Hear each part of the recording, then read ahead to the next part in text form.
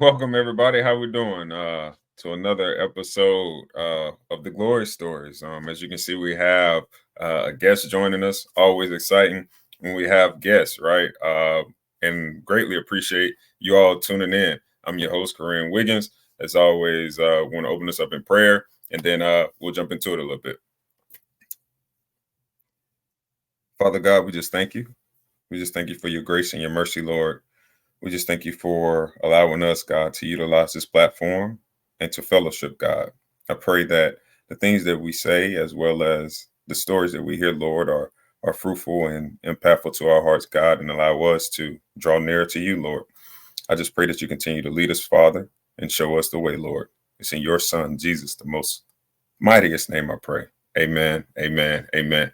Absolutely. Well, as you can see, again, we have a guest joining us, but want to invite you all an opportunity to, if you're around the Raleigh-Durham area, to come and check out fellowship with us.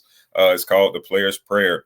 If you're an athlete, or you don't have to be an athlete in particular, you can be a sports lover, someone that has played sports in the past, or you might have a family member that's a part of sports. So you're just interested. You just love sports talk, right? Might be a sports radio person. You can come and fellowship with us. We have sports talk, as you can see, but also we're sharing the word, coming together, fellowshipping, praying together, just allowing the sports connection to be the commonality that can bring us together. So if you're around the area, again, Raleigh-Durham, on every second Monday, at 6:30 at Lion Park Recreation Center. We'll be there. Please, we'd love to have you come and join us. All about, again, building the kingdom, being in the body of believers.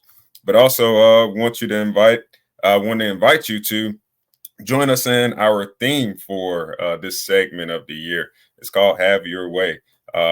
Is withholding nothing, just challenging ourselves just to think about opportunities where we can less be of ourselves and invite more of the Lord in, right? To withhold just a little bit less of whatever pride we might have, whatever attitude we may have, whatever it seems like, even if it might be a greed, whatever the sinful nature that we have, just trying to challenge ourselves to be more like Jesus, to invite him in and to allow him to have his way and withhold nothing. So invite you to challenge yourself, think about it, journal about it, and implement ways that you can invite the Lord in. But those are kind of our hits for this evening before we jump into our segment. Again, we have a great individual joining us. Very excited about his testimony. I feel like you all will be very blessed by it. I'm very excited about it. And I feel like, hey, it's always an opportunity for us to grow in the Lord together by hearing each other's testimony, allowing that to inspire us and lead us and draw us nearer to the Lord. But without further ado, I'll bring on Mr. Clayton Hartog. Clayton, how you Hey, doing, sir?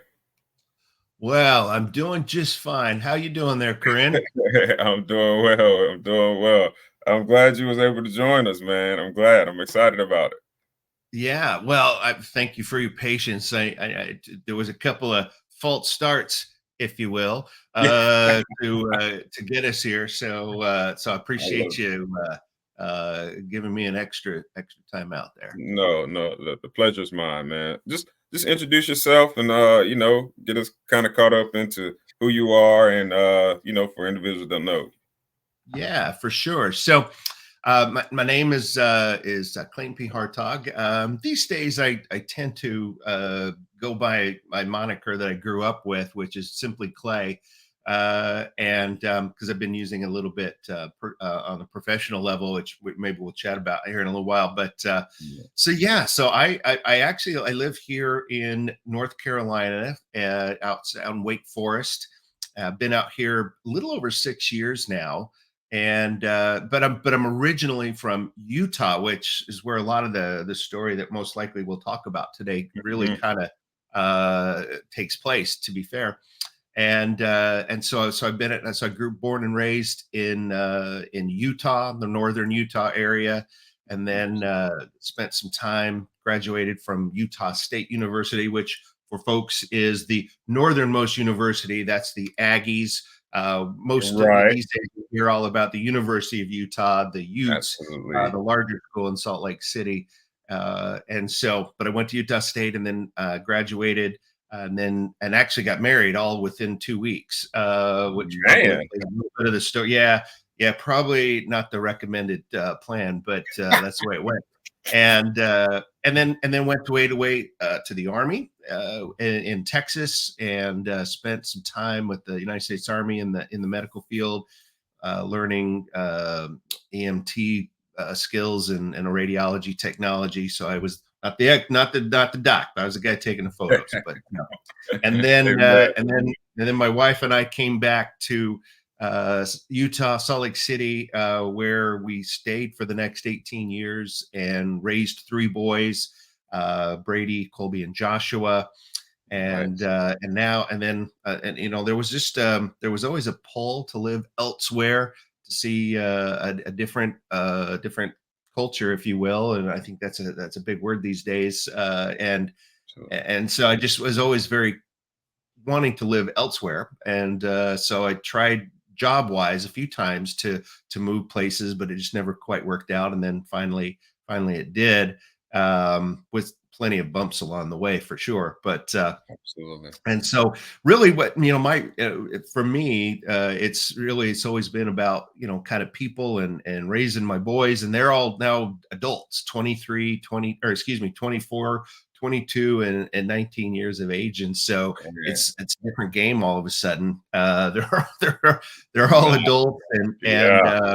and so so that kind of thing. And passion wise, I've always loved, from a sports perspective. I wasn't ever really very big. I played pee-wee football, but all the Yeah, other right. guys kept getting bigger and I did not. I went to college at about 130 pounds, and so Man. Okay. yeah, I was a rail. So I played soccer when soccer That's wasn't cool. cool. Soccer's a little more cool today than it was back then, but Absolutely. so I played. I'm from an athlete perspective. When we were kids, we played all of it. So I did play football. I played basketball, baseball, soccer. We Multi. played it all, depending on what the season was. And yeah, so and so nowadays, I've taken the medical training that the Army gave me, and as you can already tell, the gift of gab, which struggles to No, to sometimes rein in. that's great. Uh, Absolutely. I've taken that and I parlayed that into a long career in sales and training, and recently I've really kind of parlayed that into coaching, corporate coaching, if you will, and Awesome. which has been really fun. I've really enjoyed doing that, and helping folks with little things as through their careers and stuff, and that's been really fun. So I'm doing just a little bit more as I go along, which has been kind of nice. And so, and I guess I'll let you lead me a little bit more as far as that, and along the way, was I a big church guy? Not a lot, but it has grown, if you will, which is one of the reasons why we're talking today. Amen. Absolutely, Peyton. That's awesome, man. I'm excited about it, brother. And I know that coming from the sports background just a little bit, right? Playing a little soccer, you said pee-wee football, all the whole nine, man, and then having a household of boys, right? Y'all growing up, young boys that you're raising, man. I know y'all probably have some competition in there somewhere. So what we do is we kick it off, man. I'm gonna drop you in the fire just a little bit. We call it the quick hits, man. It's an opportunity for our viewers to receive a gift from us here at the Glory Stories and Forgiven Sons, man. A little pressure, but not too much, right? Because All right. based on the amount that you get right, if they participate, they DM hashtag quick hits to either the Forgiven Sons or to the Glory Stories, and they got the answer right, we'll draw those amount of names for the raffle. So if you get 3 right, 4 right, 5 right, it'll be that. If you get 1 right, it'll be just 1. But hey, again, not too much pressure, but a little pressure. All fun. All right. Let's see what we got. All right, Yeah. here we go. Number 1. Who became the first Black American woman to serve as the United States Secretary of State in 2001? Condoleezza Rice. Absolutely. It is Condoleezza Rice. That's number one. Condoleezza Yep. Rice was nominated for Secretary of the State by George W. Bush on November Yep. 14th, 2004, and assumed office January 26th in Oh, 2005. yeah. Awesome. Yes. One on the board. One on the Yeah. board for the team. Here we go. Number two. In 1996, Nike created the ACG line of products, which markets for extreme sports such as snowboarding and mountain biking. What does ACG stand for? Boy, you know what? So I was a snowboarder in the I'm late about to 80s. say, being from Utah, I'm pretty sure you probably, I'm I pretty was, sure you might have had some snowboarding time. yeah, In I your was day. I was one of those rogues where snowboarding was actually outlawed in most resorts, actually. Wow. I'm sure the G is gear, but an A athletic athletic competition gear. Oh, I that's would go hey. with gear, but I love it. I love it. Hey, that's a good guess there. That's a good guess. It actually just stands for all conditions gear. All conditions gear. shoot, I was so close. Absolutely. Yeah, Yep. It's created 30%. 1996 and markets products for extreme sports such as snowboarding and mountain biking. They actually they're really good sneakers, the gear. I've had like a pair of boots since I was in high school that they still are, put together, still Wow. doing it. I'm like, yeah, they're a pretty good brand of shoes. They definitely are for those, like, mountains and stuff like Yeah, that. So yeah. definitely yeah, all condition gear. All condition There gear. you go. I'm a bigger Wh- mountain biker than snowboarder. Actually, I love mountain biking. okay. Mountain biking. All right. I've never been there, but I'm pretty sure it's pretty interesting. I don't know. I don't know. It's probably pretty fun, I'm sure. Yeah. Number three. What year did the first Star Wars movie come out? And I threw this in there because if I can Yeah. recall, man, you're a big Star Wars guy, aren't you? Yeah, I'm like, well, oh my gosh, what a layup. So hopefully, I don't. So I'll assume you're speaking of the original trilogy, not the prequel trilogy. Therefore, I will give you not only the year, but I will give you the month and the day. And that Wow. appeared on May 4th, 1977. Wow. Man, a home run, 1977. They actually have it for May 25th, but Oh, all we were looking for was the year. Man, fair enough. I got man, fancy. yeah, I got yeah, yeah. fancy. I'm talking about you went home with it, man. That's fantastic, brother. So how did the Star Wars thing come about, man? How did that come? Well, yeah, so yeah, now that I think about it, I realize that it is the case. The 25th. So nowadays, Star Wars is celebrated on May 4th. The phrase "May the Force be with you." The Star Wars community has adopted the idea of "May the Fourth be with you," and so I think that's what got Yeah. in my head. It's been for a lot of years. So it's actually funny. I was on an airplane recently. Star Wars has always been a thing, and I'll see if we can get in there. But on my Look at bag, that, man. Yeah. I keep my three favorite Star Wars characters with me everywhere I go, and I've got Man. Darth Vader and Luke Yeah. Skywalker and R2D2 there. So Wow, man. and I guess I'll date myself, but on May 25th, 1977, I was 4 years old. I was 5 years old at that point. Wow. And Star Wars has been this guy commented on well, the reason I show you those on my bag was this guy on the airplane commented on them. And I had this, I said to him, I said, the thing is, Star Wars has basically been omnipresent in my life for the last 45, 47 years. I mean, that's just the Look at truth. And so that came out. I was a little dude, and it was like, whoa, this is the coolest thing ever. And that. the other, and I probably shouldn't even show you this, but I also have some Oh yeah, additional. man. Let us see it, I guess man. I got some Lego I'm kind of love the Lego. This one's super cool. Check out this guy. That's a Oh Darth yeah, man. Vader Santa. Yeah. Yeah, You so got I'm a the big cape. fan. Yeah. Yeah, so it's been, it was new, it was cool, and so me and my boys, or me and my buddies back then, it was just like all we could talk about, like just Star Wars.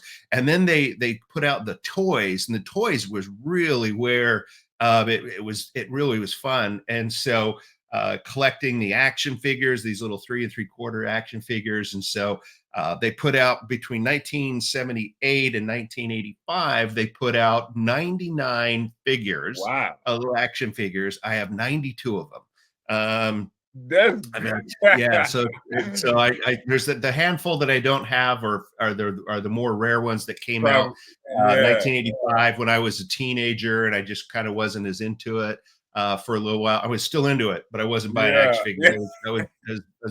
I was doing other things with money by then. But anyway, so yeah, Star Wars. I mean, it's almost rarely a day goes by without me thinking Yeah. about Star Wars in some form or fashion. I didn't mention one of my hobbies is photography. I love photography. I mentioned birds, but the other thing is I've been fascinated on how to capture my old Star Wars figures through photography, and That's great, so man. I've created some a handful of images that have turned out pretty cool, actually. And so anyway, yeah, man, That's Star Wars, great. Star Wars, Star Wars. We better stop, because I will take all the time talking No, about Star Wars. no, man, I love it, man, and I knew, I was like, hey, we threw this in there, man. I'm like, this is right up. This is it Oh for yeah. him, man. This is it. I'm like, this is right up his alley. I was Well, like, if you didn't get any of them, I was like, I know he'll get this one. I know he will. So I was like, maybe the viewers, hopefully they got it, and then we can have opportunity for them to receive something. But definitely, yeah. yeah, definitely appreciate the participation, consideration, man, and the viewers as well. You can, how'd you do? We kind of know you went two of three, which is fantastic. So we have two coming. Definitely appreciate it. But man, we're gonna transition just a little bit. We're speaking about the Star Wars. Awesome. You talked a little bit about where it came from and originated, man. But being here on the Glory Stories, man, just kind of do want to hear about your story, man. So just start with, you talked about Star Wars growing up. Just speak about, how was life in your household growing up, like as a kid, man? Yeah. So I mean, if we talk about in a lot of different ways, if you look at it from the church perspective or not, so Hmm. I in the end, it was okay. I had a good child upbringing. Both my parents were there. Um, but but it was tumultuous.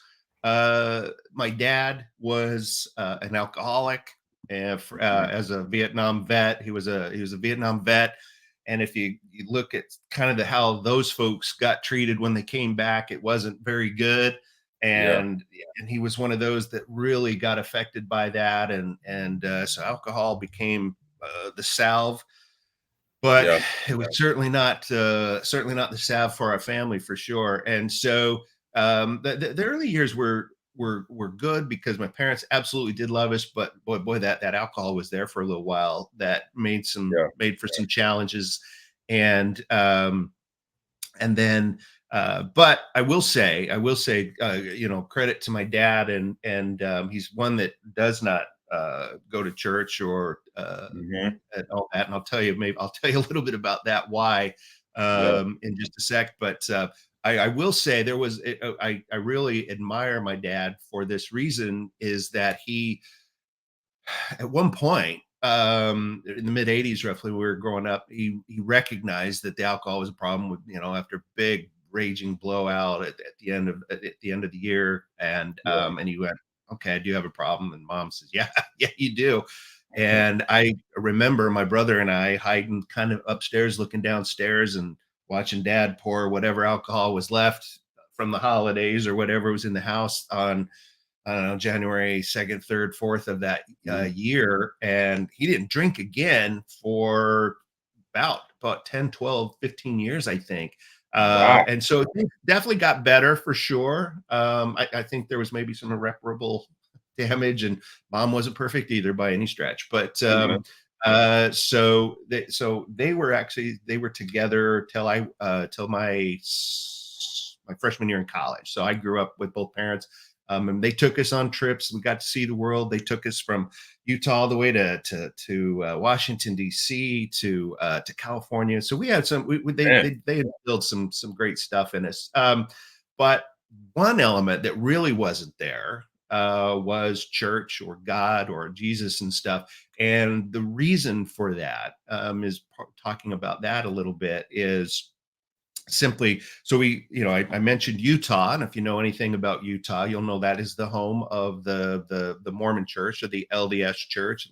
They call, I think, the Latter-day Saints of Absolutely. the Church of Jesus Christ. So if you may know, and so I my family, it was that was it's like back then it was like 90+ percent were Mormons, members of that. Wow. And my father's mom, my grandmother, his mom, they were all Mormons, but in the mid to late 50s, she started asking questions, and she's like, "Boy, I'm not really sure this is true." And so she went to her bishop in the Utah local leaders, and she started asking questions. And the story that she tells me is told me anyway. She's passed now, but that they said, "Yeah, those are nice questions, but you shouldn't be asking them, and you're out." And she got Wow. bounced. She got kicked out of the church, of the Mormon Church, for asking too many Wow. questions. And it's called excommunication, which is pretty severe on a social level. Mm. Well, my dad and his siblings, they were all early teens, and all of a sudden, your social structure just got yanked away, and you were pariahs. And so my dad Wow. had a very, very, very uh, uh, acidic view of church and God Yeah. and everything, because this happened. Absolutely. And so my mom, conversely, she grew up in a small Baptist church there in Ogden, Utah. So she was not Mormon. And so anyway, so they got together after the Vietnam War and had us. And so mom kind of wanted to go to church, and there were times when we did go. We were a pastor back in Utah used to call it, excuse me, call it creasters. You were a creaster who went on Christmas and Easter. That's when you went.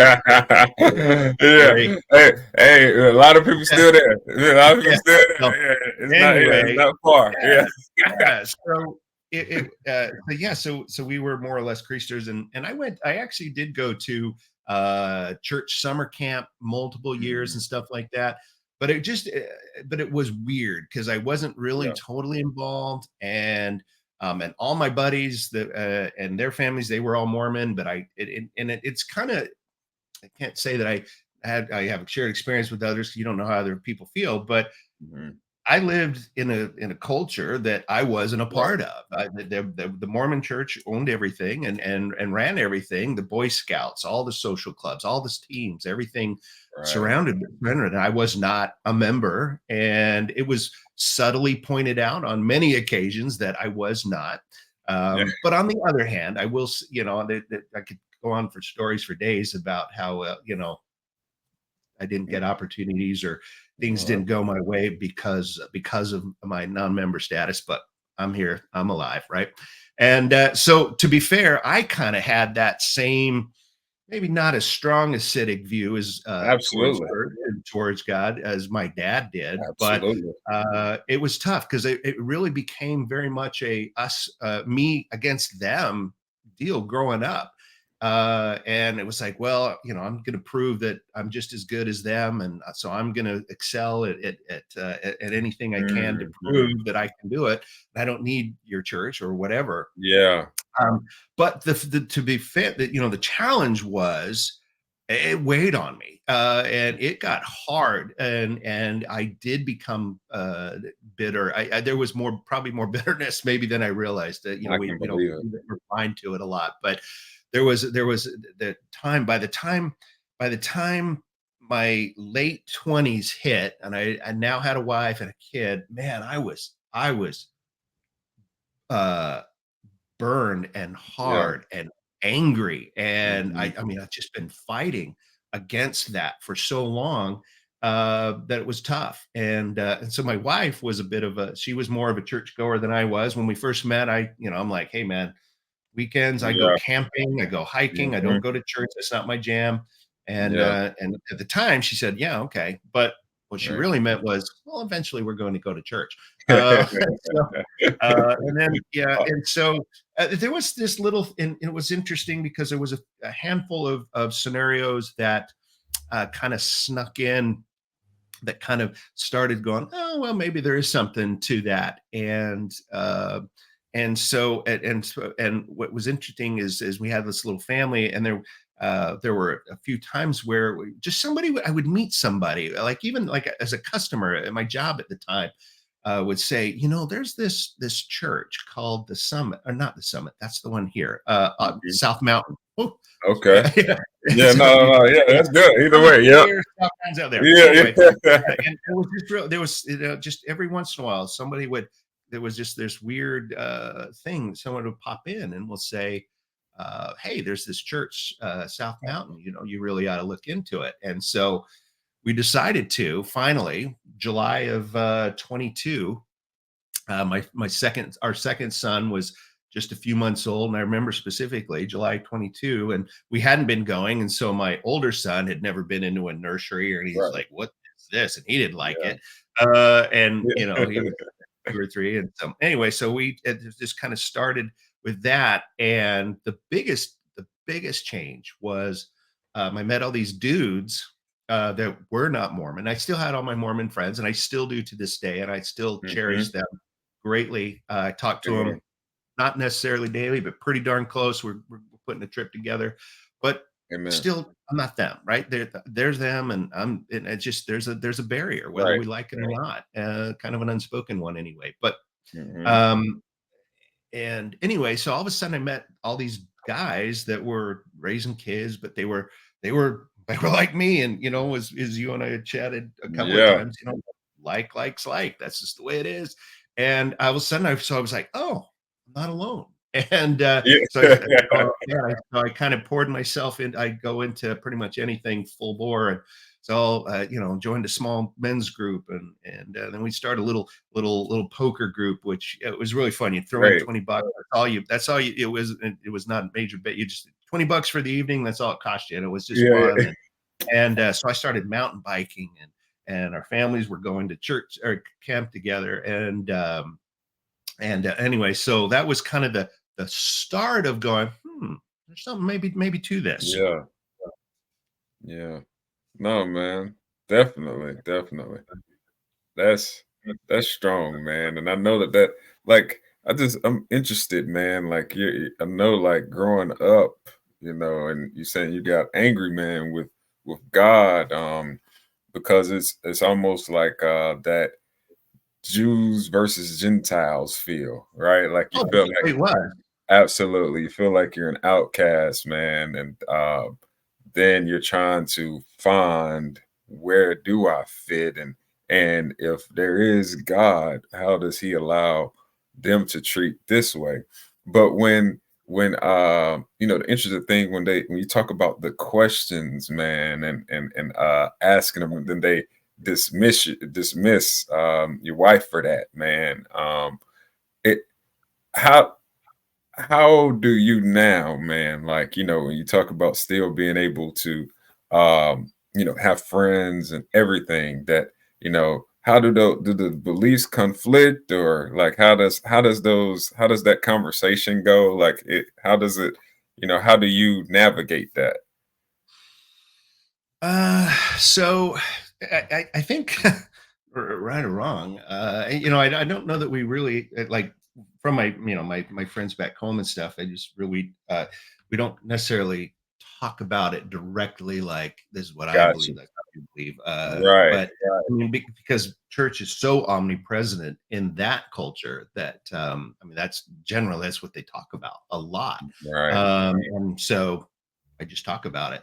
I think probably I think the big element to all of it is just is finding a trust, right?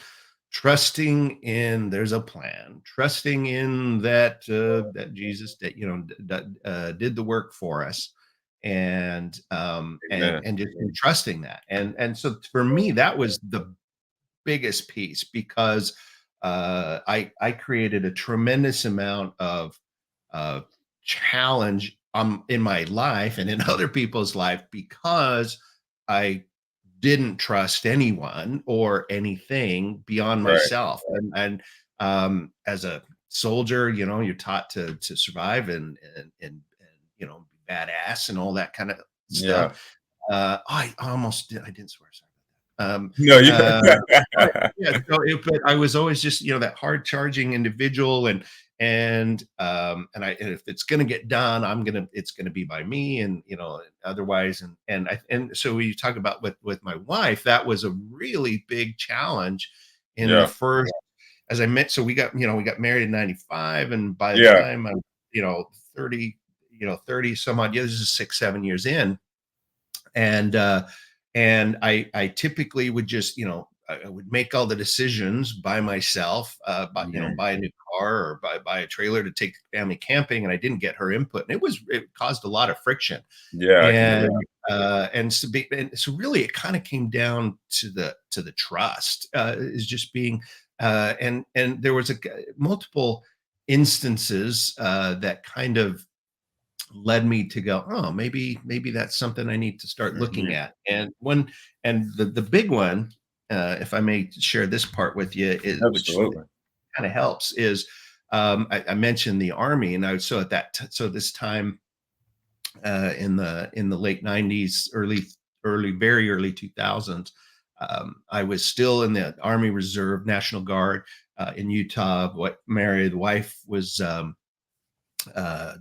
had a wife and a boy, and the second one was almost here.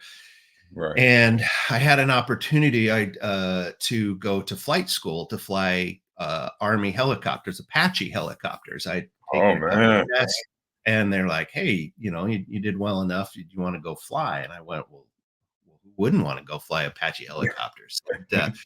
And so I started down that path, and I cleared a couple of hurdles, um, but as I mentioned, I talk about the idea of being, like it's going to happen, it's going to be me, and I'm gonna, Right. you think I'm full of energy and vigor now, man? You should have seen me back then. I was just, I was, I was, so, I was wound so tight Yeah.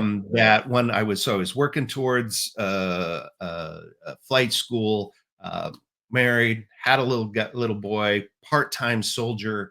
I was working full time. I had all this going on, and I got knocked down uh, Mm. uh, uh, physically, and I ended up with ulcerative colitis because I was just Mm. wound so tight, and all of a sudden I ended up in the emergency room, blood coming out of areas that you do not want it to come out. And I was like, wow, huh, maybe this is a sign that I need to mellow out, so that was kind of that first little step. And so we were kind of going to church at this time a little bit, but not a lot. So that was kind of something that I was like, oh, maybe I need to be listening to something else. So I started to make some adjustments and stuff like that. Um, and then there was a couple more hurdles that hit, and the sickness was one of those to finish Mm. the flight school. So we had a date, March 1st, 2000. I was going to be in Alabama to start flying helicopters, or to learn Wow. how. But then this episode with getting sick popped up, and they're like, well, you got to have this person to sign off, and and a couple of different things, and it was just hoops. And it was at that point, and I remember It's weird though. I had this job in between Army and my medical Mhm. pharmaceutical career at Enterprise Rent a Car, and a lot of turning points were at that place. It was very interesting, but I remember specifically uh, talking to the Army there, and they're like, "Yeah, well, it's still possible, but there's a couple of people you got to talk to and interview with." And it was um, wintertime, and I just remember looking out these huge windows, looking outside. It's all gray, and I said to myself, for the first time, really, went, "Huh, Hmm. maybe, maybe it isn't about me, and maybe this isn't what I'm supposed to be doing. Maybe God is putting all these Wow. roadblocks, or to say, hey, dude, you now have a family. That's just not your jam." Yeah. And you shouldn't do it. And so it was for the first time. That was the first time that I ever went, I yield. I Wow. turn myself over and say, okay, maybe that's not what I'm supposed to do. Amen. And so I did, and I dropped the bid, and I said, okay, something else. And in the end, some days I go, oh man, that sure would have been cool to fly those helicopters. Mhm. But on the other hand, I don't love heights, so maybe it Amen. wasn't a good choice anyway. Yeah, Uh, yeah. Maybe it wasn't a good choice. And I firmly believe that we wouldn't be married still. It would have been, I mean, because it was tough enough anyway, because of my bullheadedness. Yeah. And we definitely wouldn't have had my third son, for sure, because we wouldn't have been together. So I look at those things and go, oh boy, that was a really a big deal. And so that was the first time. And I can tell you that I do believe that that was also the turning point where my wife and I really got better, or a lot better. And Mhm. a lot of it was me, just because I just was like, I'm just going to do it, man. I'm going to get it. And it was for the better usually, right? It was like, well, Yeah, no, I want to take family, the family camping. So I'm going to buy a little Suburban, buy a little trailer, yeah. and do it. But she's like, well, that's an ugly Suburban. I wish you Yeah. wouldn't have chosen that one. Now looking Right. back, it was, yeah. So Yeah. that was a big piece in finally starting to trust in God, and trust in that higher power. And to be fair, even just talking about this, I rarely do. Like, it's just not my. I grew up not talking about it. Yeah. Really, like the word righteous still irritates me to this day. I truly, it's like, what I would rather use the F word Yeah, yeah. than the word righteous. I mean, I still don't care for Yeah. it. I get it. And so yeah, it's funny how, all those are young experiences, like it or Mhm. not, man, they stay with you. And Absolutely. a lot of times hopefully we can get beyond them and all those things. But Yeah. anyway, so that was the first really big step that I chose, to Man, that's trust great. in God, that what I've been, and go from there. That's awesome, man. And I just hear it, man, and that's great because he'll do that, man. He definitely he'll alter some things for you, and he's all about utilizing what I call, or I believe, is that purifying fire. Like it's that all consuming fire, man. Like, and the thing that fire does is it consumes, it purifies, man, and it molds, and that is something that we as the people have to definitely look at, man, and understand that he's doing this because he's trying to get our attention. So sometimes he'll show up when we least expect it. Like, that's what, kind of like yourself, like you think you're going on this path, but he gives us a detour, and he's doing that, man, because he's starting to build up that fire, man. He's using it. Like, it just stands out to you. He's here to consume us, man. And then from there, it purifies, man, and begin to mold and work on that heart, man, just to change the perspective a little bit. And I hear that in your testimony, man, that you were going to do the flight school, then the sickness came, man. You're not even thinking about it, right? You're not even really thinking about, hey, what God, is this you? But once start things start happening that you are not in control of, that you can't really explain, then your mind begins to wonder. So it's like, who is this? What is this? That's God working in that. So man, it's strong to hear that. So like when you talked about buying a Suburban and everything like that, man, back up a little bit. So I want to hear more about your wife. How did you meet your wife, man? Like how did y'all meet? Yeah, how did y'all met at school in Utah? Did she go to Utah Yeah, State Utah or what? State. Yeah, Okay, so yeah, she's born and raised in Utah as well. She came from okay. a Mormon family as well, which was, like again, Mhm. so so we've been together. Oh man, we met. Uh, it will be April in April, be 30 years. So Man. I know I don't look a day over 30. I get that. I get that, but I am, turns out. But yeah, so That's yeah, great, that so man. I'll try to tell that super quick. But yeah, so at the time, again, like I said, man, I pour pretty much anytime I get into something, I go after it. So I was Amen. very heavily involved in my uh, college fraternity, and at the time when we met, I was the chapter president.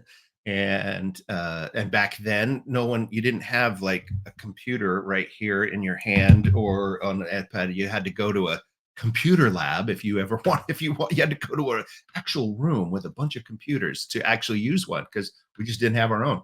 So anyway, so I was working on a fraternity That's project of wild. some sort, and one Monday afternoon, and I was in there and I was just working away, and I tend to sing along to the radio like that, and so Alright. something on the I don't know, it was like I don't know, it might have been a Phil Collins song because like every other song on the radio was a Phil Collins song back Yeah. then. And That's, in the air tonight? there you go, that's Yeah. him, that's him. Yeah. Classic, classic. Yeah, I ain't Great. mean to cut you off, but keep it going. So Corinne, you're on the board. Quick hits. You got Yeah. one. Good job. Yeah, we There you go. You got one. yeah, I got Um, one. Great, yeah. yeah. So yeah, and so there was this cute gal. So I was singing along and a little bit, and this cute gal, the row ahead of me, turned around and looked at me, and I went, "Oh, hey, I'm sorry about that." And but I was like, "Wow, she was cute." And so I just kind of worked, and she got up and did a couple of things in the lab. I was like, "Man, she was pretty darn cute." And Ah, so I was a bit of a I'm brash and a little bit bold at that young age, and so I decided to I did, and still to this day, still not sure why I chose this route, but what I decided to do was I actually wrote her a note, okay. and then she was busy trying to make columns or something. I could clearly see her screen, and she was trying to make columns for her school project. And so I'm like, here's my in. So I went up to her and I said, "Hey, I see you're trying to make columns. Can I help you with that?" And she's like, "Yes, please." And I said, "Was you know, right click, and boom, there you go. There's your column." And it worked. And so she had columns. She's like, "Oh, thank you so much." And I said, "You're most welcome." Yeah. Well, while I directed her attention to the screen, I just took my note and I just set it on her paper. And then I left. I walked away and I Smooth, said, "We'll see ya." And I walked away. And and it's a small campus. It's not a huge smooth. campus. And so she saw the note, and something like, "Hey, please give me a call. I'd like to chat." Gave her my Mhm. phone number, which back then was strictly landlines, right? So Yeah. you either answered it or you had an answering machine because there was no you didn't carry it with you. And I left my name and I had fraternity letters on, I think, which was and so again, small campus. So Clay with or Clayton with Pi Kappa Alpha letters. She knew, like she told the Right. roommates, "This boy, leaves me this note." And luckily, they knew who I was and endorsed me. And so anyway, so she called me that night, but I wasn't home. I was busy out doing other things. And I got home later and I checked my answering machine. She had no there was no message, and I was like, oh well, so much Ah, for that. yeah. So anyways, but then the next night, so the next afternoon or so, the phone rang and I answered. I'm like, hello, and this cute little voice is like, hello, and I'm like, oh, And I Yes, said, sir. you were in brash jerky fashion. I was like, you were supposed to call last night. Yeah. She probably never tell you, but she loved that, man. She loved it. Yeah. Yeah. So yeah. Anyway, so so I just said, well, first questions first. Do you have a boyfriend? Right. As if you do, that's the end of that. But I said, nope. I said, okay, great. Then, Yeah. and what's your name? And we have been hanging out ever Wow. since that date, like April 25th, I believe, of 1994. Been forever. So we're headed Wow. to 30 years being together. Didn't break up once. And Wow, man. then That's rare. and Yeah. and That's then good.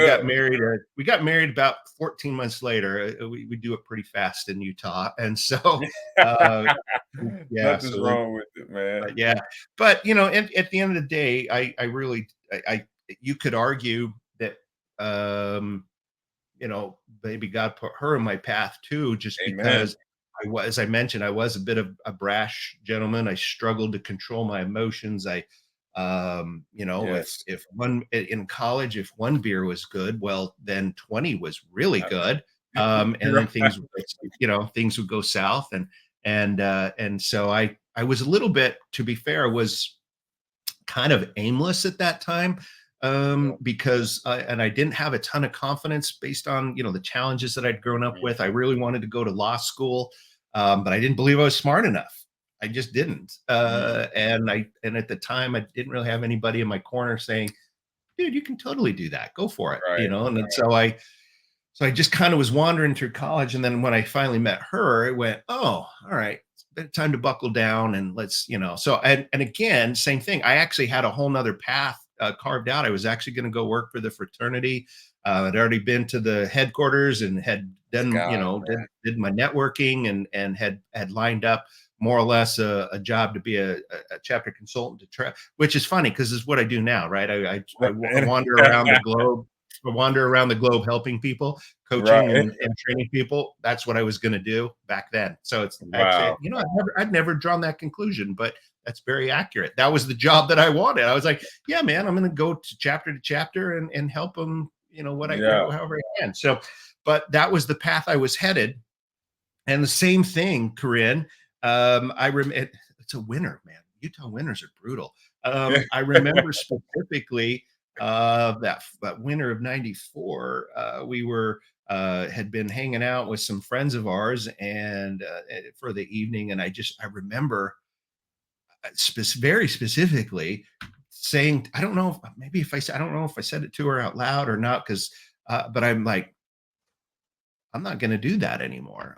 I'm going to drop that bid because I can't do that and stay with this gal. And so it was Yeah. I choice, right? I had this choice. Am I going to take this path that I think I'm supposed to do, or have I found this great gal who loves me and Yeah. we get along pretty well, and we're definitely way different each other. I'm definitely the extrovert. She's definitely the introvert.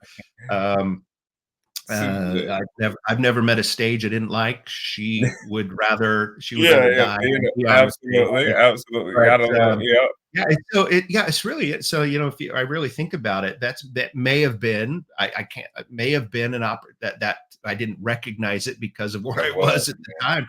But that was very, very specific. I remember sitting in our car, my car at the time, and I just went, I'm not going to pursue the fraternity job. I'm going to stay here with you and figure that out. Wow.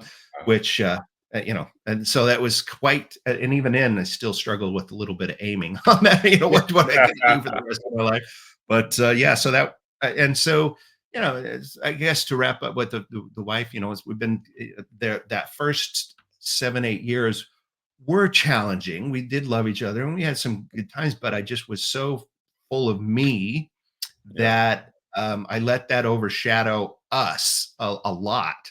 And it was very frustrating for her. And there were times, maybe, absolutely, there were times she's probably went, maybe I need to go somewhere else. Or I absolutely. guarantee, I know I did too. Yeah, Um, absolutely. but but at the end of the day, we chose to stick it out. And one of the thing, and again, maybe you could argue that when even though the joining the army was a little contentious because we were together when I did, but we ended up living in Texas, away from our family, away from Utah, where it was just us for over a year, and Oh yeah. we both agree that that experience really probably saved us. A big piece of it was one of them anyway. So Mm, yeah, so I mean, if I go back and think about it, there were probably things happening, and but I just again just wasn't recognizing or not willing to absolutely. recognize that there was a higher power helping me Absolutely. make better decisions um, than I gave credit for at the time, for sure. Absolutely, man. That's awesome, man. Going on 30 years. I mean, You can see that, Corinne? that's strong, man. That's strong.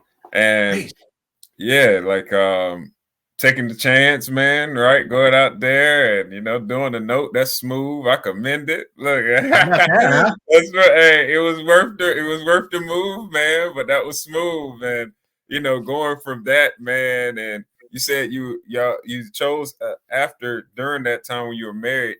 How was that decision to go into the army? Like, how did that?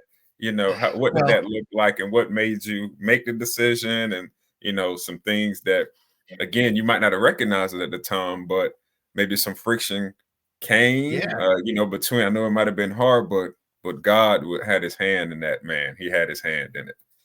Yeah, I mean, as simple as this, man. I just at that, I was I was, 22, 23, 24 years old. And again, I mentioned earlier, by the time I was 30, the anger and the Yeah. challenge had built to Hmm. where, man, could have been really bad. But Right. it was starting, and I didn't realize maybe how much frustrated I was at that time.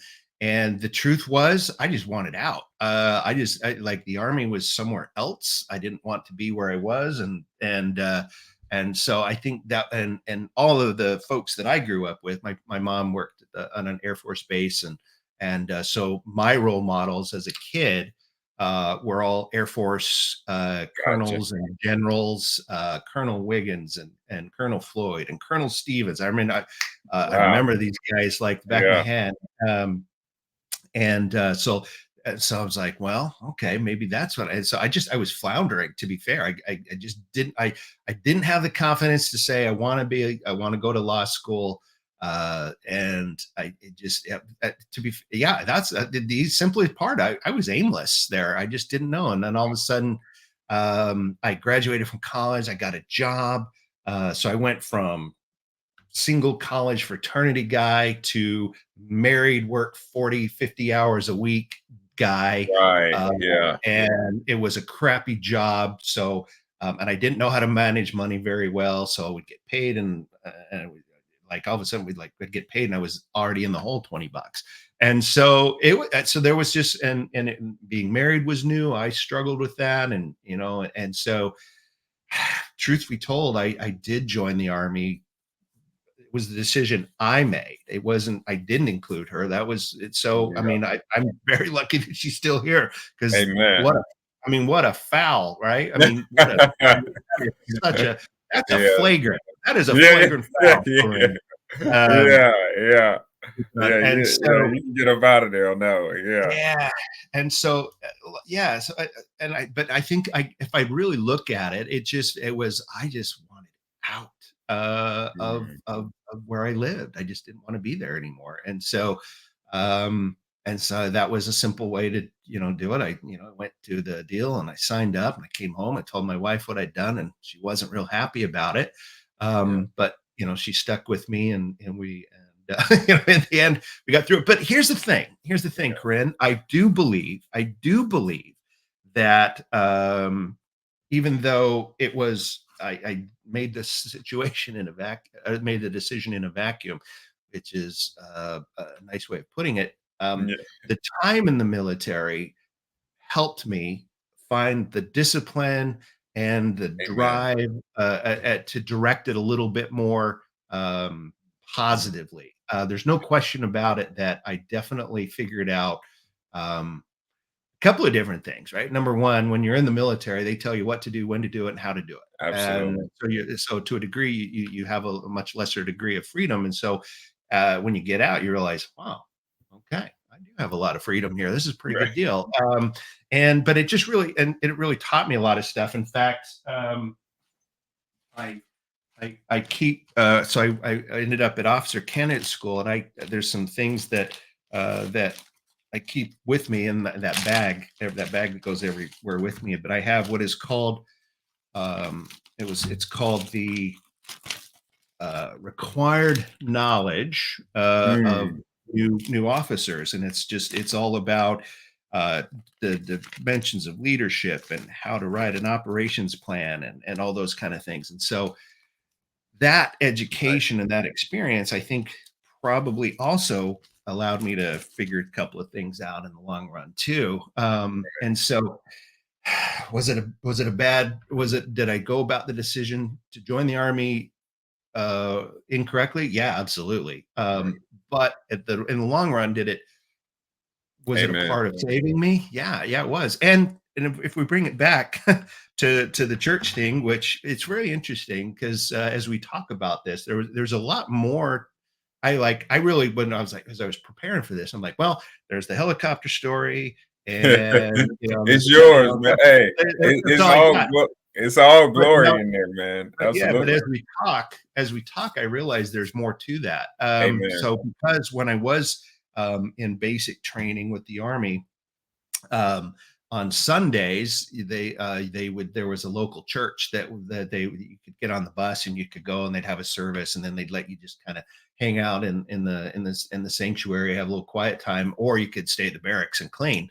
So I chose to Yeah, I'm gonna go. So I kind of started getting because I wasn't going to church regularly, growing up, and yeah. so I started. There was just that little bit, and I remember specifically again winter. I'm gonna have to write about that. Yeah. That's something about that, and the something about winter. But The winner, like man. March in Missouri. I remember sitting in this. I don't know what kind of church it was, but just sitting there in the pew after service, and it's just all quiet. And they made this big deal that you get like basically an hour to yourself before you have to go back.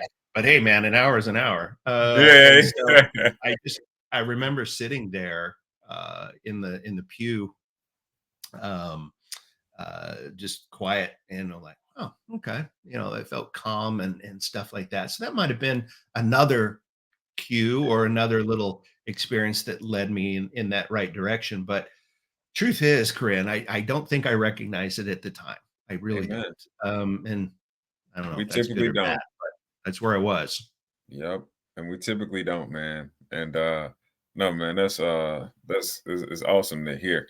So like, man, now we fast forward a little bit, had wife, kids, went to school, man, the army situation, went through a little bit adversity, talked about the helicopter situation, man. He changed your path, right? And then, man, it comes a time where we make the decision on our own, man. Right? We have to. Each one of us have to come to him, and receive him on our own, right?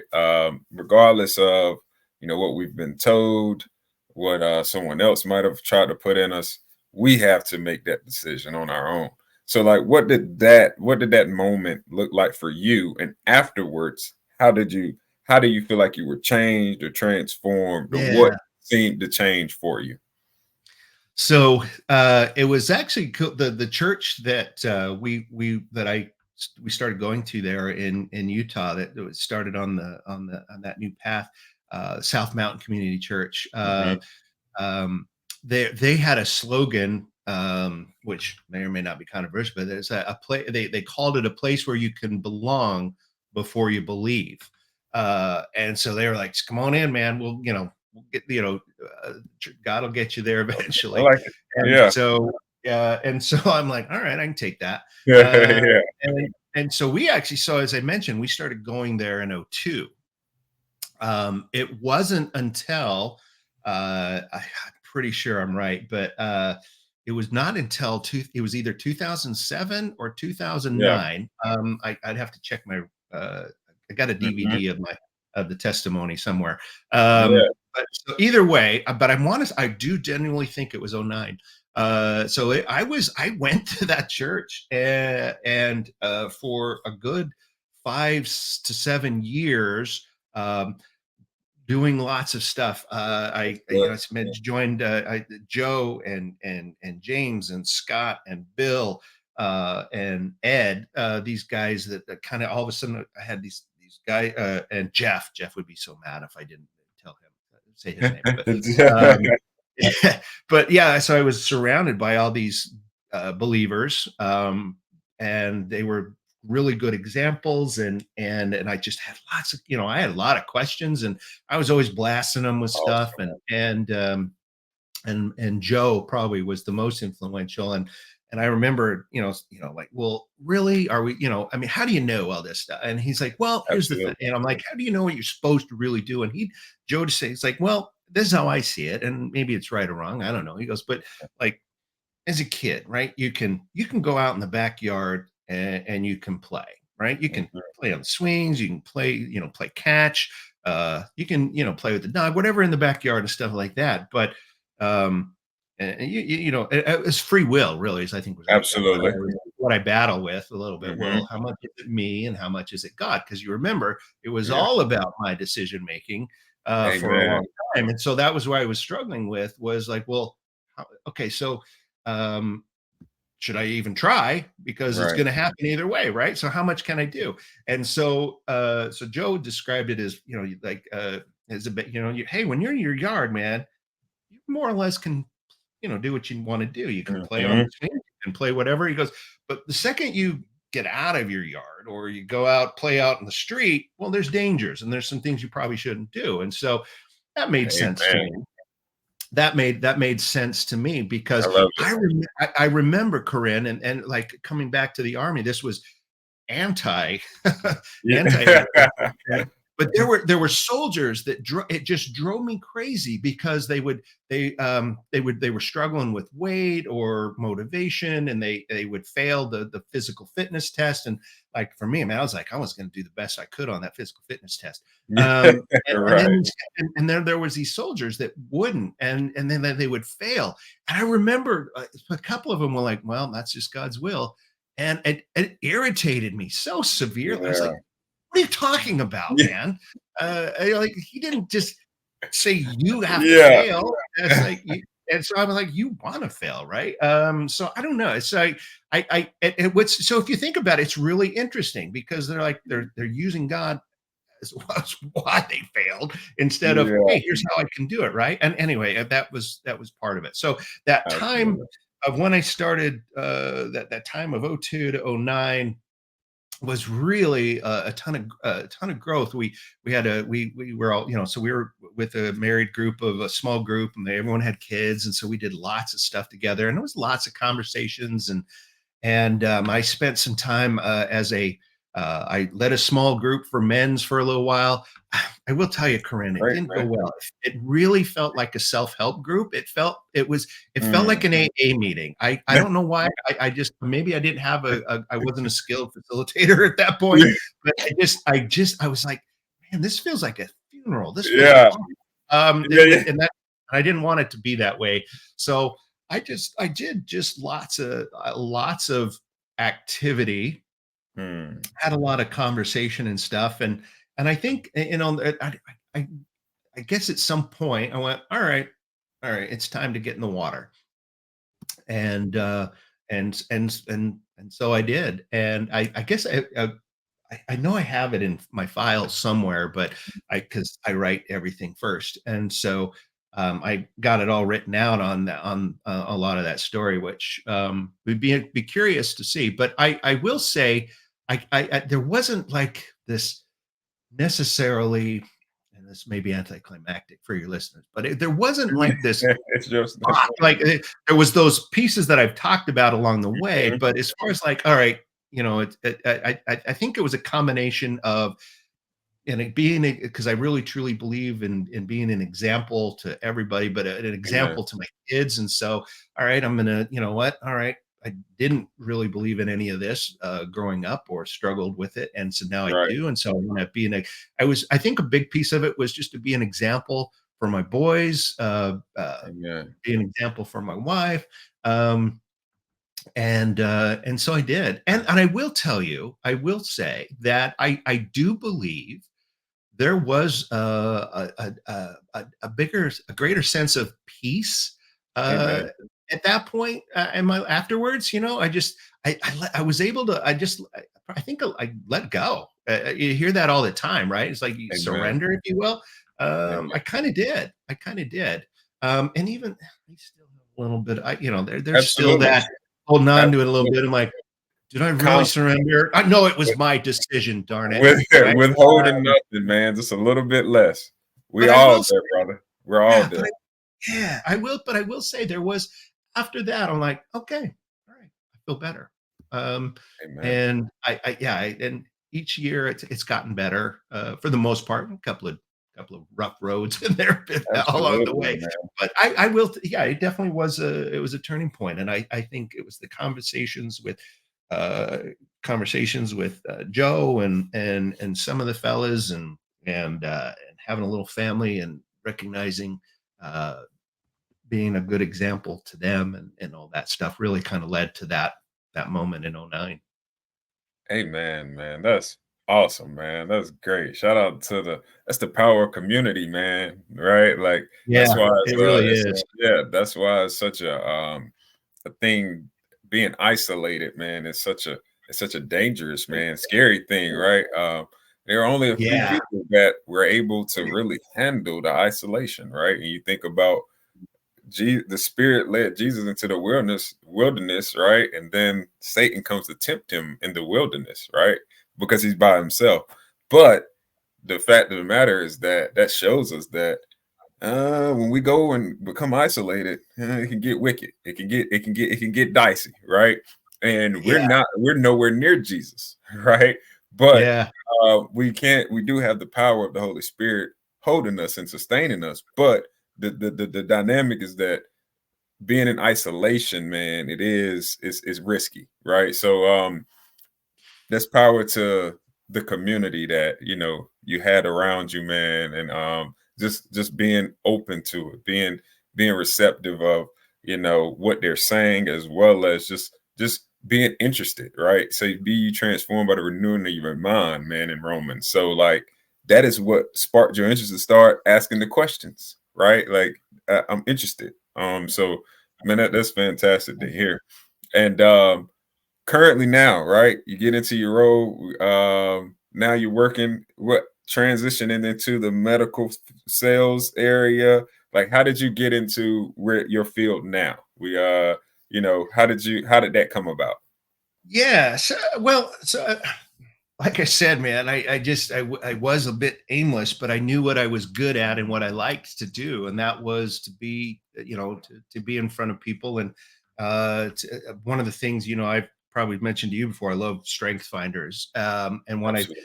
first was introduced to strength finders at a pharmaceutical company, I was like, a light bulb went on. I was like, oh, okay, now I understand myself just a little bit better. I Yeah. see there's this idea, they have these domains of themes of from Right. and really personality traits in a sense. And so I'm very high in what is called influencing, the domain of influencing, and that is the idea of competition and maximizing what you have. But the big one, which is my number six on a list of 34, is it's called woo, winning others over.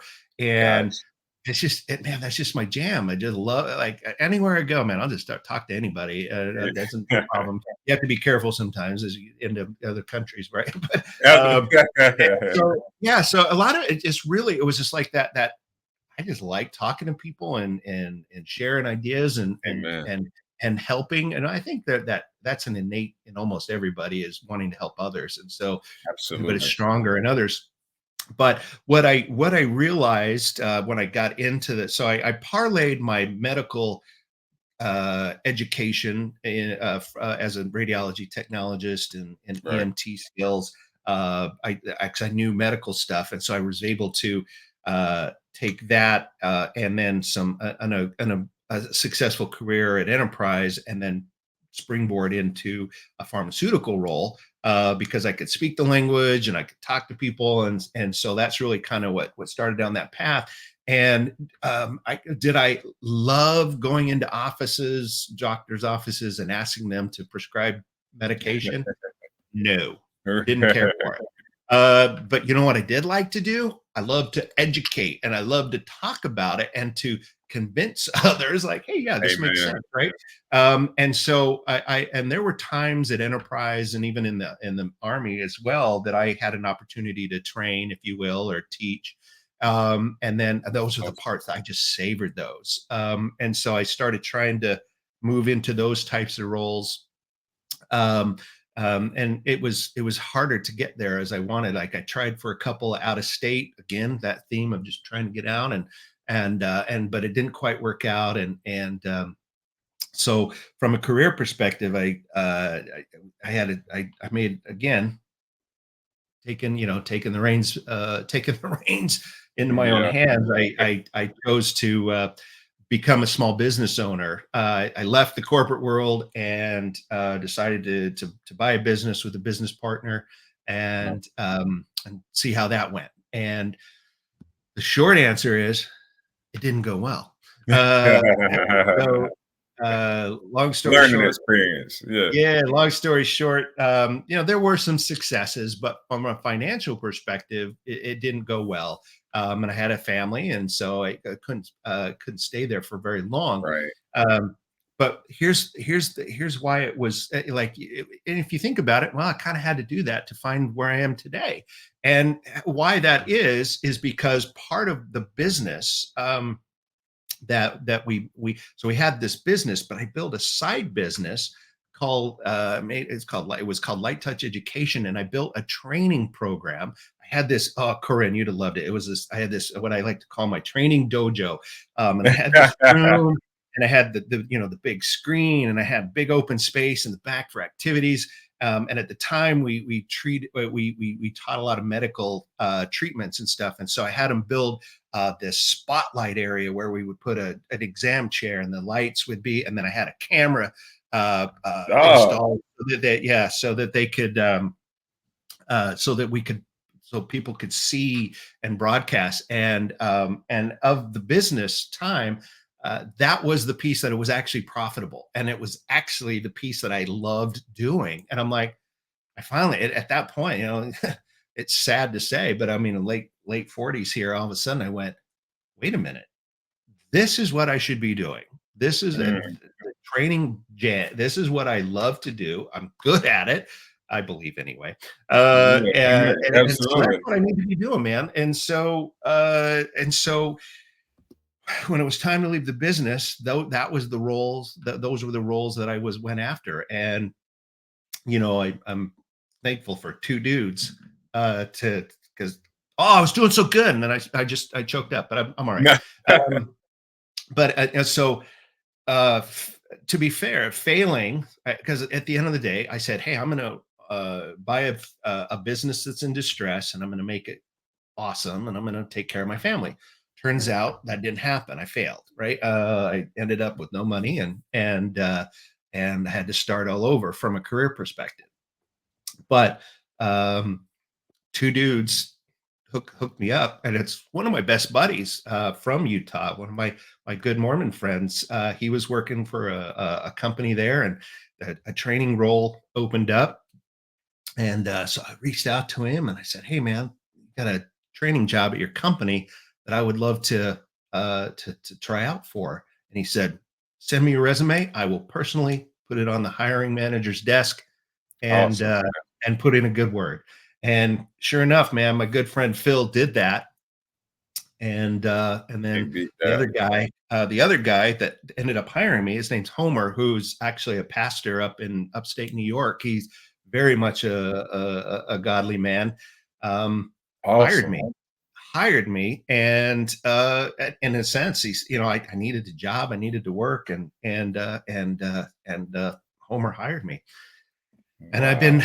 more or less training ever since. So this is like, oh man, almost 10 years ago now. And so I really, again, my good friend Phil took care of me, and it just kind of worked out. Phil personally walked that resume and to Homer, and Homer and I had a good conversation. And actually, you think this is bad? You should have seen that. And so the business failure was still quite raw, and I lost it in my interview. They asked me about a time you failed. I go, "Oh, that's easy."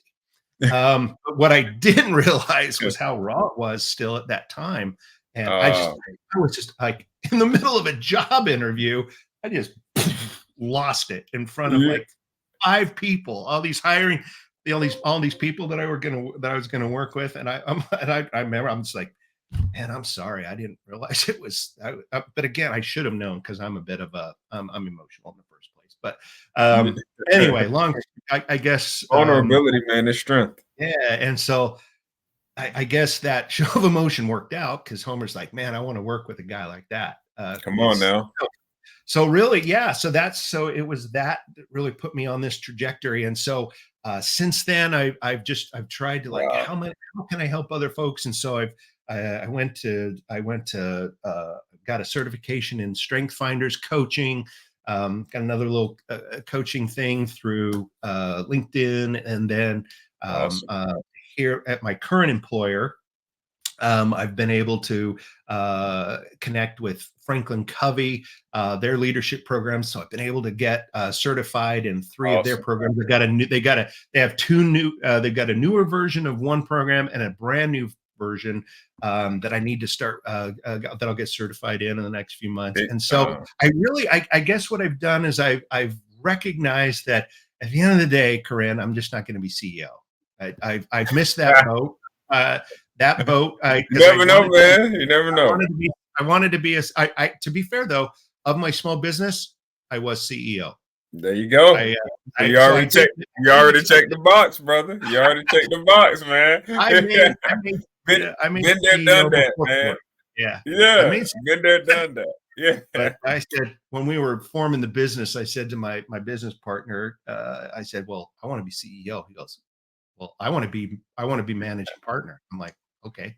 Yeah. So we got our titles, but anyway, yeah. So I think again, it was just that, like, man, that's what I need to do, and that's the so I just kind of poured myself into that ever since, and so trying to cultivate that, and I think that's probably one of the reasons why I resonate with you so much, is as I've kind of looked at it from a coaching perspective. And Amen. to be fair, there's maybe a little imposter syndrome, maybe a little bit in that, but coaches are typically like aligned with sports. But I was a soccer coach for a while. Whole nother story with the little guys. But I was that's kind of where Coach Clay came from. Was not only as a soccer coach, but again, now I'm rambling, buddy. Sorry.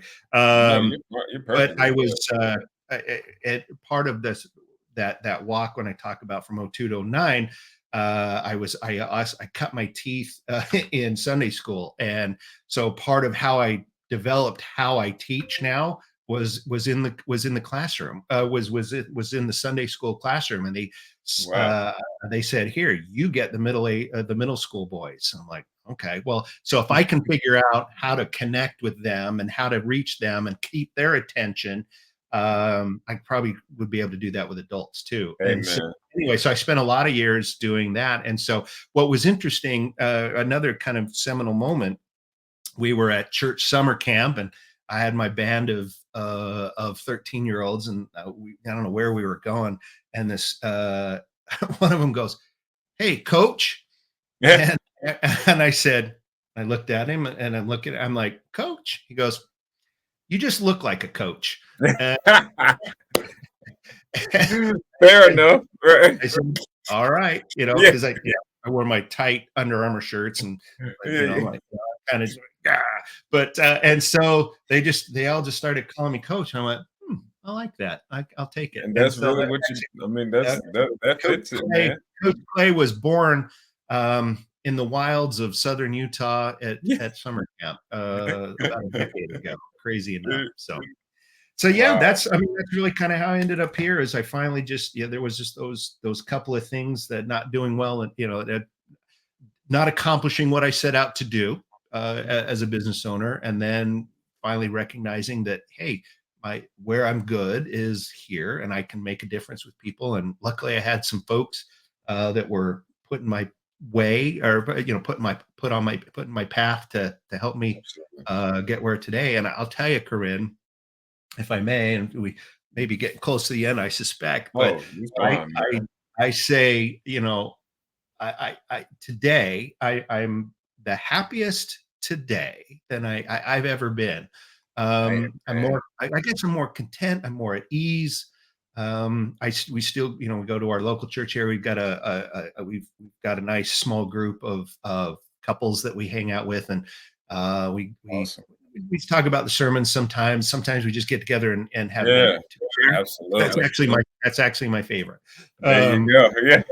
but uh, so now I just look for I guess I don't, I'm not one of those guys who ever was, and I don't think I ever will be the guy that will stand on the corner singing, praise and hallelujah, coming to God. I don't think that's me. In fact, this is the most I've told my wife earlier. I said, man, I talked to Corinne. This stuff I've never really I think about, but I've never really kind of verbalized much. But I don't know that I'll ever be that guy out loud. But I do believe that it's more. I look at it more on a micro level. I'm just being that example, sharing, Sharing the gospel. some of my challenges here and there, and Yes. see how I can, and help folks. And I do a lot of uh, private. You could call it really coaching, private coaching That's what it is. It with is.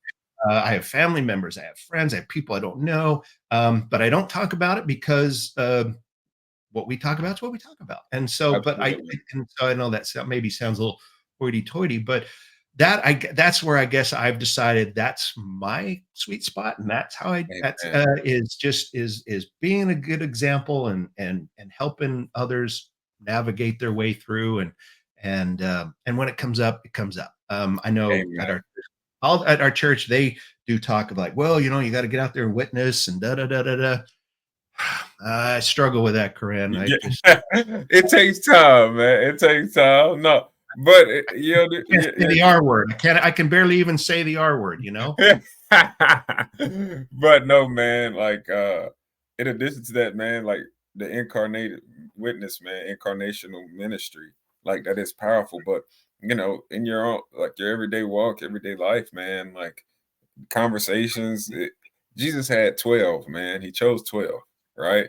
Like Yeah. that's it. Like, so that lets us know that, man, we got to pour into a few. Like you pour into a few, man, and train them to do and encourage them to do the very same thing. So they get around you, you show them, and then you share the gospel with them, man. And that's it, man. Being you, living your life and witnessing the correct way, man, as Jesus showed us, man, just pour into those few. So, you from there, man, is the evangelism portion of it. So that's you can do it, man. You got it. It doesn't have to in your mind be on the corner. It can be, man, right where you go to your small group, man. It can be in your in your coaching session, man, just encouraging, maybe praying with the client, man, or someone, and just bringing them alongside you, man, and helping them still, be in the body of believers, brother. So yeah, Yeah. man. But yeah, go ahead. I'm sorry.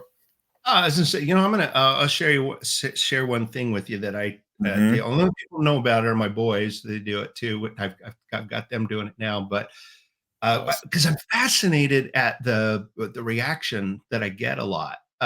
So one of the things that I've been doing for a lot of years that Whenever I go to a store, Walmart, Target, grocery store, any place that has a shopping cart, Uh-huh. I I 99% of the time will not go into the store until I can take someone else's cart back for them. I love And that. I don't, I don't tell that story because I don't want it to I don't talk That's it, about it man. outside of this because I don't want it to go, well, guess what I do for people. That's And it. that sounds lame, right? But so what I when I pull into a lot, I'll look around and I'm like, all right, and typically maybe find somebody a little older that's, had a little challenge there a little Amen. bit. That's usually how I try to find them. And I'll kind of maybe park fairly near them and I'll kind of drag my feet, and or if they Yes. a lot of times sometimes they'll have like pallets of water or something. I'm like, hey, can I help you with that? And they're like, This oh is it, gosh, thank man. you. I got, you sure it's heavy? I'm like, I trained for this, man. That's why I go to the gym. And so, but here's the reason. But what's fascinating is the level of response, and it's so shouldn't it does surprise me, but it kind of saddens me a little bit sometimes. People get like so like, really? Okay, thank you. It's and then other times they're like, yeah, whatever, But more than often, they're shocked that someone wanted to help them.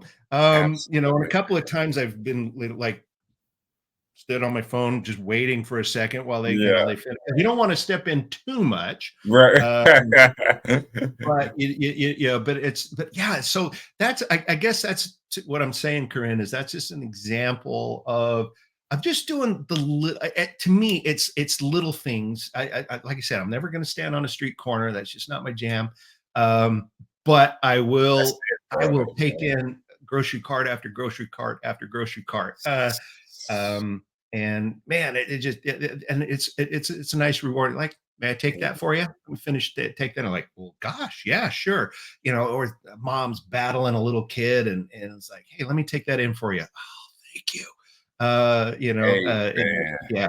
In That's fact, I was over in England last summer, and I do have a thing about grocery stores. We'll talk about that maybe another time. I just love.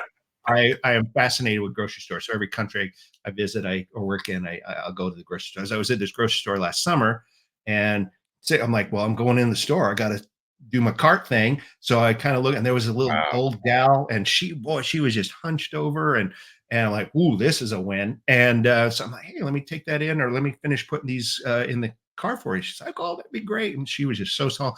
And then she got into a fight with her car seat, and she Oh couldn't no. get it.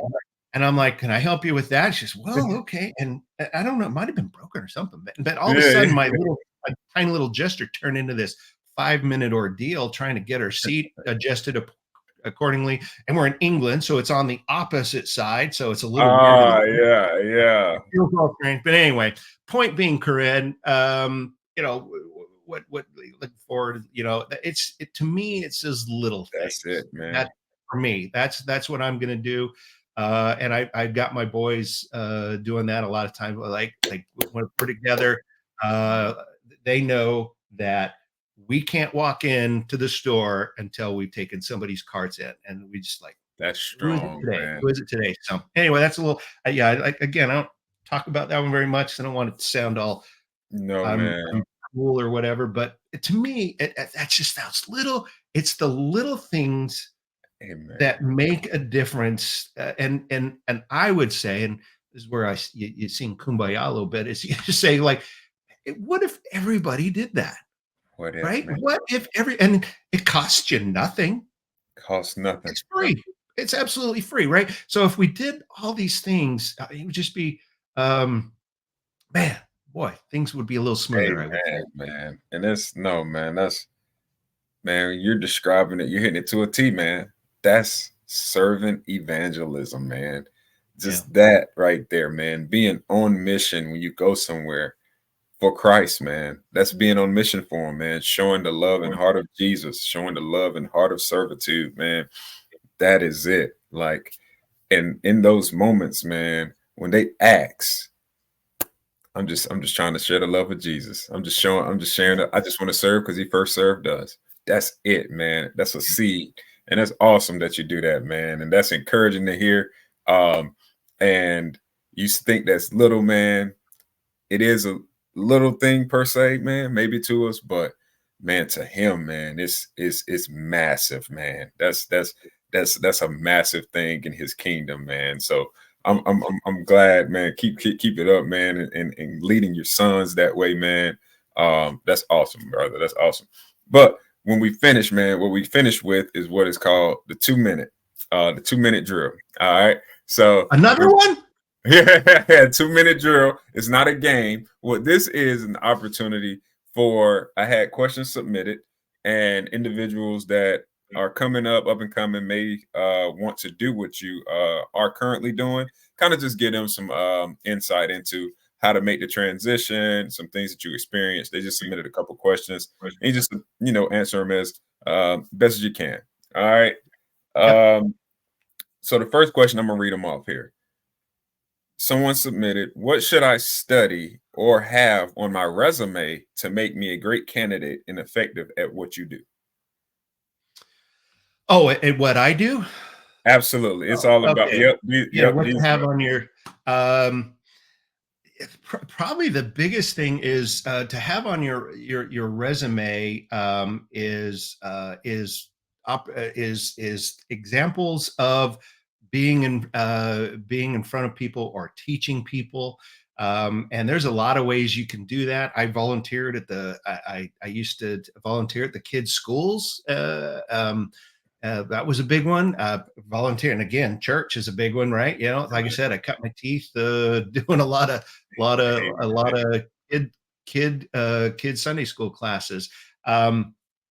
And then I think and these days, what's fascinating is education. I'm a big fan of education, being able to say you've taken a course or you've been certified. And man, in this day and age, there is so much out there that doesn't cost very much. That LinkedIn Learning's got a bajillion things.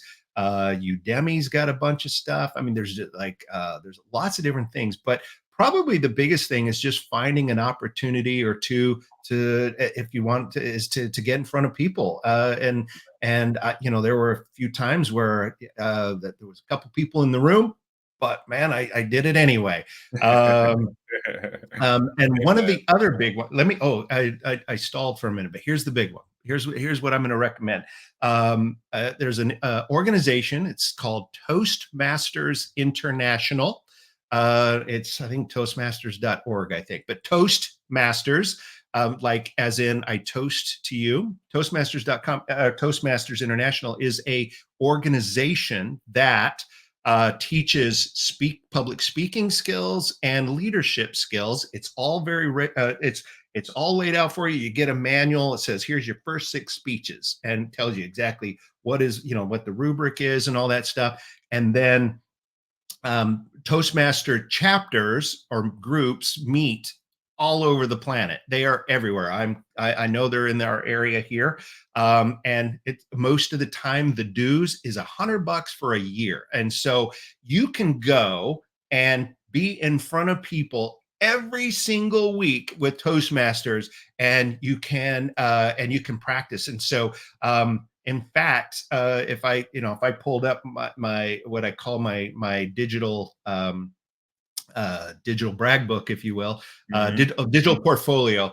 I've been at my current employer for so long now, I haven't really used it a lot for a while. But a digital portfolio, I've got a chart that shows my award, because I love awards. I love to wear ribbons. My best speaker award, my best evaluator award, and stuff like that. So the single biggest thing that you could do, and so there's all those other schools I was talking about, but I would highly recommend, if you want to get good at being in front of people, you got to be in front of people. And a very easy entry is Toastmasters International. I spent a few years cutting my teeth about 15 years ago, and it really made a huge difference, because I was like, hey, you got to write it, you got to subject. In fact, you and I have talked a little bit about my teen program that I've shared with you a couple of times. That's where it came from. I had to write something for a Toastmaster speech, and that's where that came from, actually. So that if you want to do, you want to get in front of people, go find your local Toastmasters chapter and just get up in front and fail and then get better and then do it again. I tried to be funny on purpose a while back, Korrin, in Toastmasters. It didn't go well. Yeah. Like I tried to write humorously and it didn't go well. My mentor at the time, Frank there, he goes, Clay, I got to tell you, that wasn't funny. But Yeah. and he was right.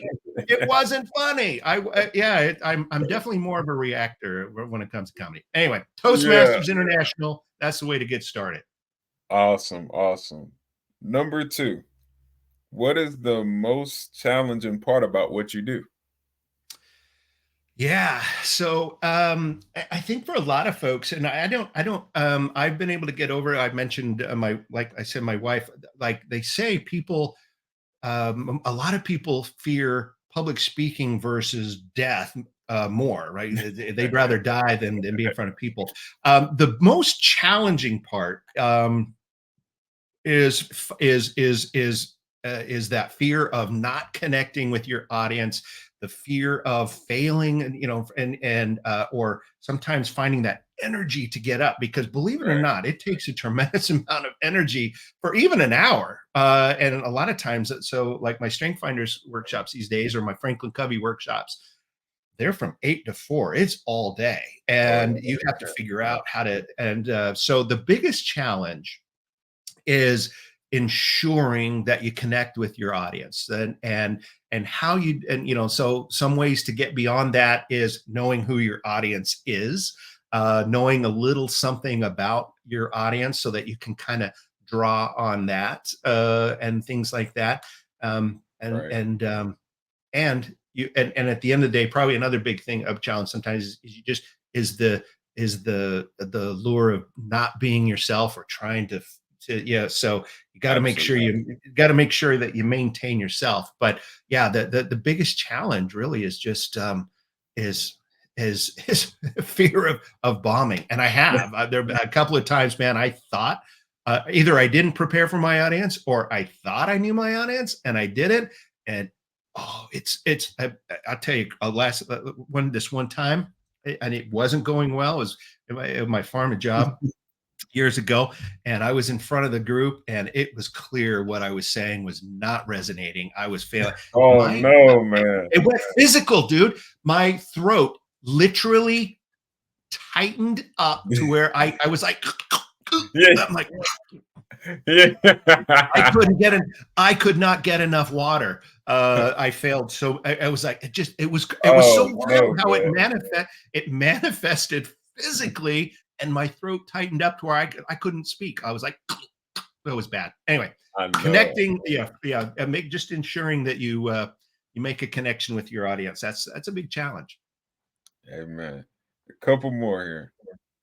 How do you structure your day to be sure you get everything you need for your spiritual, physical, and emotional well-being done? Yeah.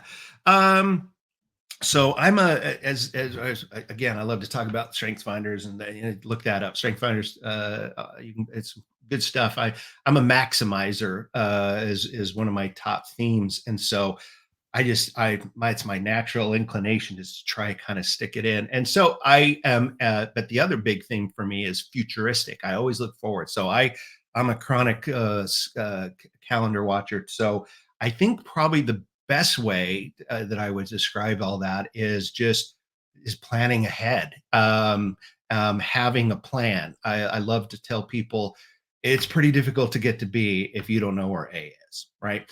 Amen. And so, even if you have a plan, what I learned in the military is, all the best laid plans go to hell really quickly Amen. when things start happening. Right? I would Absolutely. imagine football game plans Absolutely.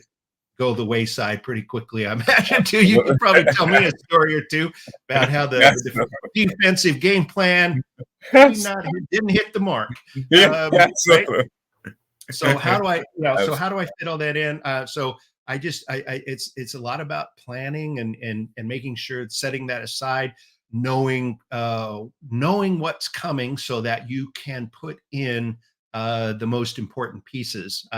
I talk a lot about what are called the 5 choices to extraordinary productivity in my Franklin Covey coaching work. And they talk about this idea of schedule the big rocks, don't sort gravel. And so your big rocks are, hey, if Bible study or small group, small Absolutely. church, small group, going to church on Sunday, all of those things. If you got to make sure, like right now, my wife and I, I don't have boys at home, so I like being around the kids. So we volunteer in the nursery at church right now. So I'm in the cuddlers and the crawlers, and so. So I basically cradle babies like this all day. Just like, stop crying. Yeah. And then they stop crying and they stop crying. It's kind of fun. But we schedule that, right? And so in fact, I even mentioned to you, I said, hey, we saw you were gonna be preaching. And I looked at my calendar and like, oh man, that's the day we're volunteering. So that's it. But the answer is this: it's scheduling your big rocks, not getting caught sorting gravel. So what's important, get that on your calendar, and then fill in the other things as you go along. Amen. And lastly, what is your ultimate goal or thing you want to accomplish professionally and personally? Oh man. Yeah. So it's the crazy part is I'm in the final quarter, or Love at the it. very least third quarter of my career, which is crazy to think about. I'm definitely closer to the end than I am to the first.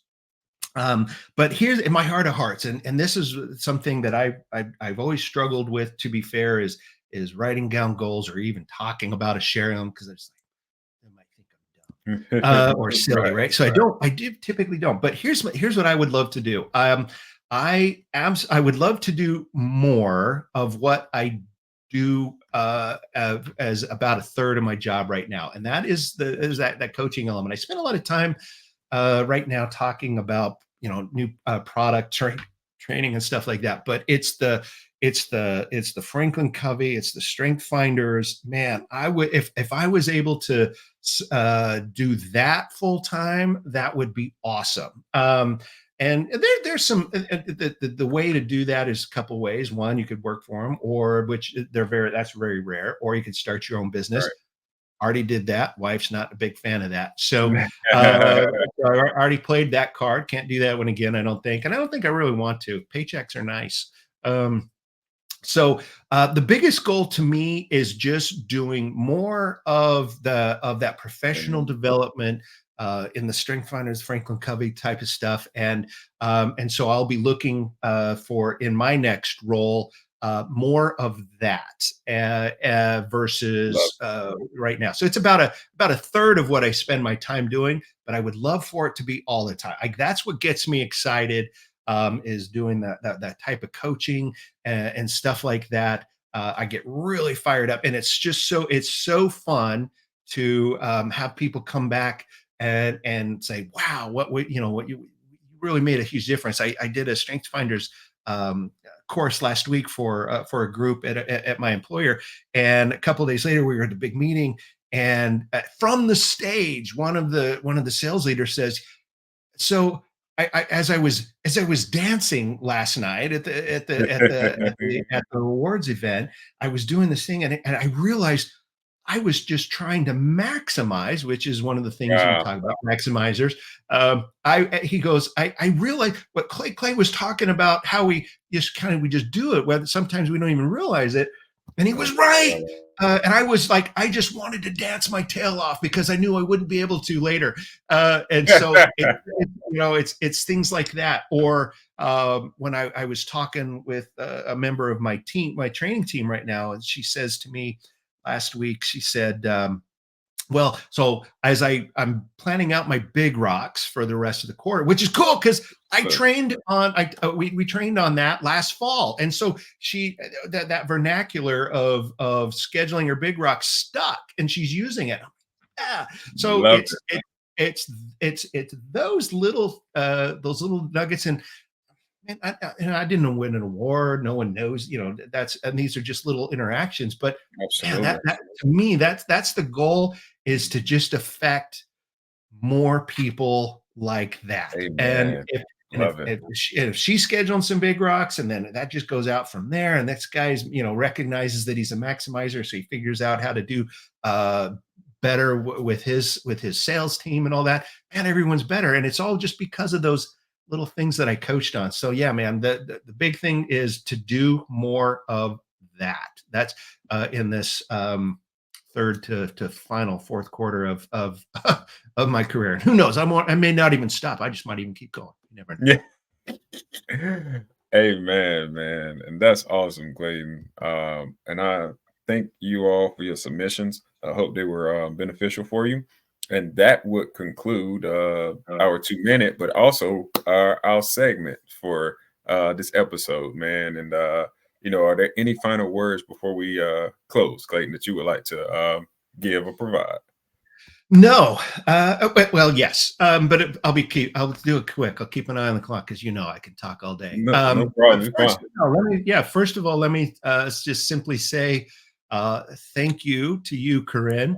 I just, man, in fact, I wish my wife was close. I'd have her come on camera so she could meet you. Because in fact, Absolutely. I showed her a picture of you from the LinkedIn the other day. I'm like, so this is Korrin. He's real. I keep talking about him a lot, but he is a real person. So, Korrin, thank you for this opportunity to visit with you today. And to be fair, I always have a plan, but I had some enlightenment, so some thought. I'm like, wow, there was really more to it than I realized. So I appreciated that. And then to all your listeners, thank you for listening and all that good stuff. If you need me, if you want to chat, like I said, man, I talk to people all the time. Doesn't cost anything. We just have a little chat.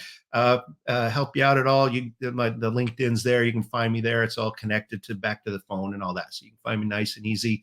And the final word is simply this: is I hope that you get to the place of trust in the Lord, in the Bible, faster than I did. And so hopefully you find, so that's the final word, is just that trust. Keep on trucking, man, because it's just the world keeps coming at us, but we got to keep on after it. So we got to trust in the Lord in the process. So thank you, Korrin. I sincerely appreciate your time today. Yes, sir. No, the pleasure is ours, man. And I want to thank you all for hanging out with us. Has been a pleasure. I want to thank our guest, Mr. Clayton Hartog, for sharing his testimony and his expertise. Hopefully, you greatly were blessed by the testimony, the stories, and I pray that everything that you want, is exceeding and abundant. And I pray that you continue to strive. And again, as Clayton said, continue to trust. And we thank you. And as always, faith forward, keeping the main thing. Until next time, God bless.